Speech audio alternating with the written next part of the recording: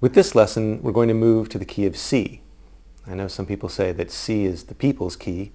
I don't think they're talking about people who play the guitar, but C is still a very cool key. And I've already mentioned Mississippi John Hurt. He played a lot in this key, and one of my favorite tunes of his that he does in this key is Richland Women Blues, which is worth checking out. So let's get into this lesson and learn some C moves.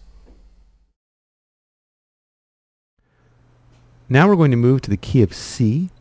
The key of C often sounds a little brighter than the key of E on the guitar, and C is the key for a lot of ragtime guitar arrangements.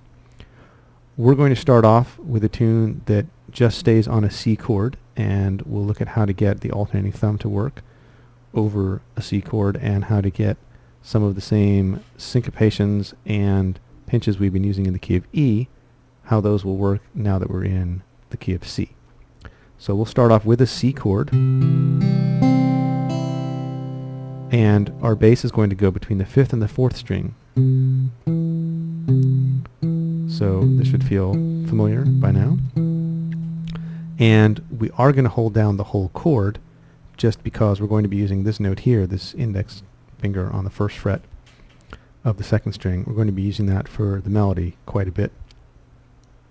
So form the whole chord, do the alternating thumb, and then the first pinch we'll try will be between the 5th string and the high string. Getting those together using the ring finger for the high string and using the thumb, of course, for the 5th string. There's your pinch, and now try to do this pinch and follow through with the alternating thumb. So the pinch is just on beat 1, and then you finish up with the thumb like this. 1, 2, 3, 4. Next, follow that pinch with a note on the end of 1 so that the full pattern sounds like this. 1 and 2 and 3 and 4 and 1 and 2 and 3 and 4 and finally put in a note on the end of 2 as well. So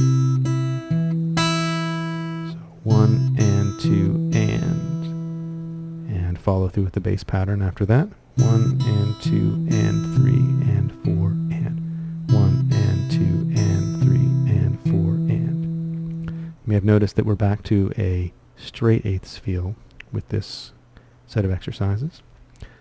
The last thing we'll do before we get on to the tune is to play some pinches right on the downbeat, just to get used to where some of the melody notes are on a C chord. And we are mostly going to be playing these notes: C, D, 3rd fret on the 2nd string, open high string, and 3rd fret on the high string, or the note G.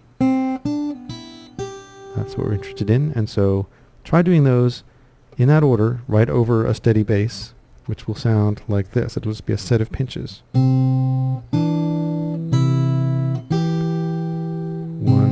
2, 3, 4.